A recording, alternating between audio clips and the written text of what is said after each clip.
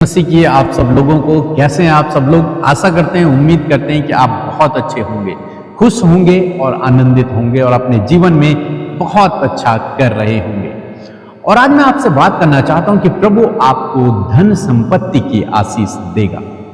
परमेश्वर हमें, जो उसके पीछे चलने वाले लोग हैं, उन्हें हर प्रकार की आशीष देते हैं, हर प्रकार की आशीष।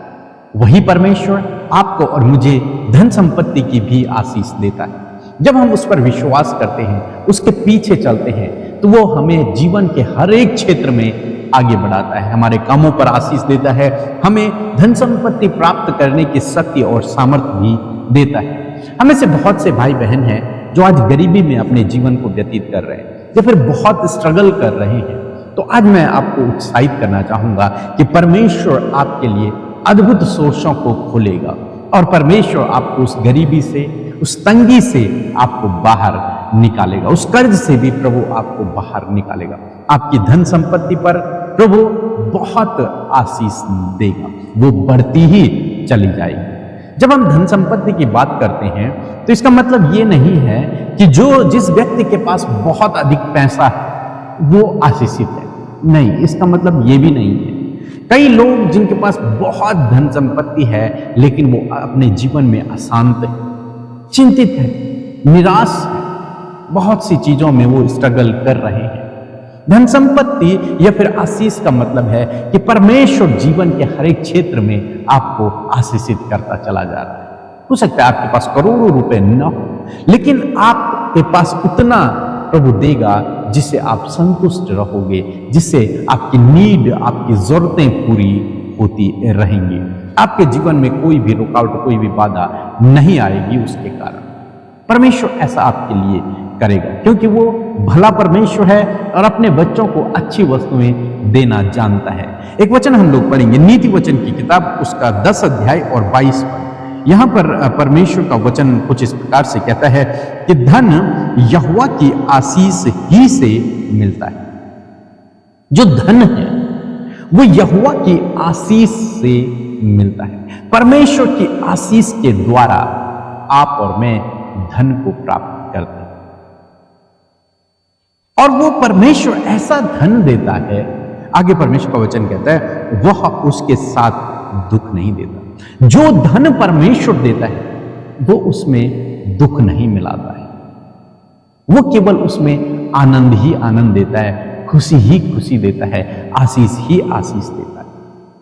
कई बार क्या होता है, लोग कहते भी हैं कि जो लोग अधर्म से कमाते हैं, गलत रास्तों से कमाते हैं, गलत तरीकों को यूज करके पैसा कमाते हैं, दूसरों को लूट करके पैसा कमाते हैं, दूसरों के साथ धोखा करके पैसा कमाते हैं, वो पैसा ज्यादा दिन तक उनके पास नहीं टिक पाता, या फिर जब वो ऐसा करते हैं तो उस धन के साथ में उनके जीवन में दुख आ जाता है। हालांकि हो सकता है कुछ समय वो उस पैसे से आनंद मनाए, खुशी मनाए, वो सोचे कि हमने सब कुछ प्राप्त कर लिया है, लेकिन अंत में वो उसका रिजल्ट जो देखेंगे वो बुरा ही होगा, गलत ही होगा, क्योंकि परमेश्वर का वचन कह रहा है कि उसके साथ में क्या आता है, दुख आता है।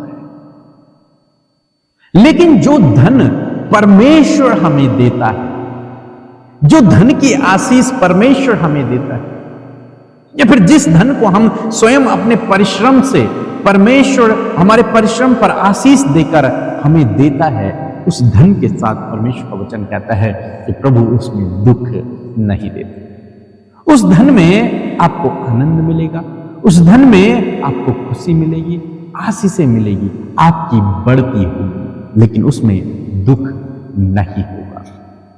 हम लोग अब्राहम के जीवन में देखते हैं, अब्राहम जब मलिकिसिदक को अपने लूट का 10वां अंश देता है और सदोम के राजा को वो सब कुछ दे देता है, तब अब्राहम एक बहुत खूबसूरत बात वहां पर कहता है कि मैं कुछ भी नहीं ले जाऊंगा, कहीं ऐसा ना हो कि तू बाद में कहे कि अब्राहम तेरे कारण धनी हुआ, इसलिए मैं तेरा कुछ भी नहीं लेके जाऊंगा। क्योंकि सदोम का राजा उससे कहता है कि धन संपत्ति तू ले जा ले और बाकी जो जानवर हैं, जो प्राणी हैं, वो मुझे दे। तो अब्राहम मना करता है, अब्राहम कहता है नहीं, मैं तेरा कुछ भी नहीं ले जाऊंगा। सब कुछ अब्राहम उसे दे देते। और तब कहता है कि इसलिए ताकि तू बाद में ये ना कहे कि अब्राहम मेरे कारण धनी हुआ। नहीं, मैं धनी परमेश्वर के कारण होऊंगा। परमेश्वर मुझे धनी करने वाला परमेश्वर, धन की आशीष देने वाला परमेश्वर, इसलिए वो सब कुछ वापस दे देता है, सदोम के राजा को दे देता है। और तब परमेश्वर उससे वादा करता है, परमेश्वर उससे कहता है कि हे अब्राहम मत डर, तेरा अत्यंत बड़ा प्रतिफल मैं स्वयं तेरा प्रतिफल मैं स्वयं।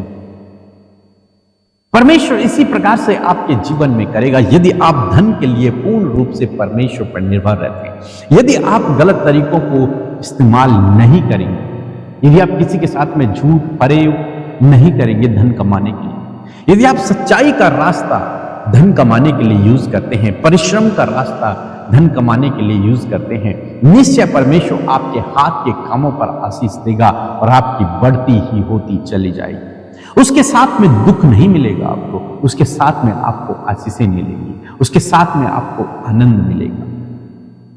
याकूब के विषय में परमेश्वर का वचन कहता है कि याकूब के हाथ के कामों पर परमेश्वर ने आशीष दी और वो धनी होता चला गया। क्या था उसके पास? कुछ भी नहीं।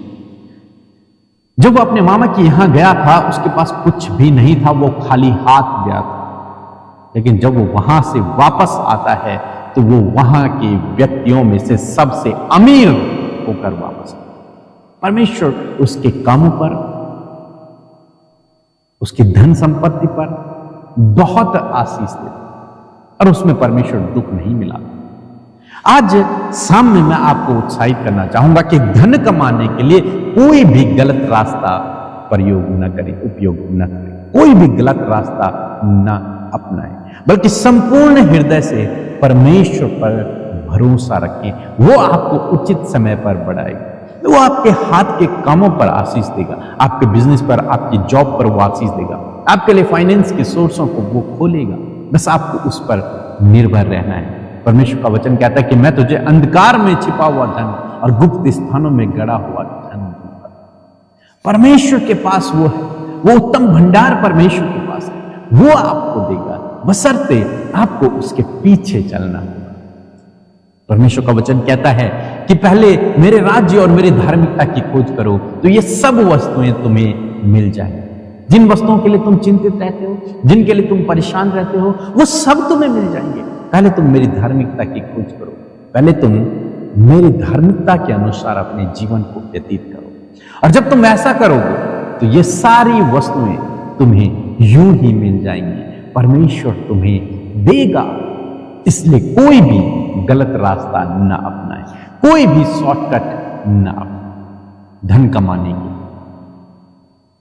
यदि आप ऐसा करते हैं तो कई बार लोग फंस जाते हैं, कई बार जो उनके पास है वो भी चला जाता है।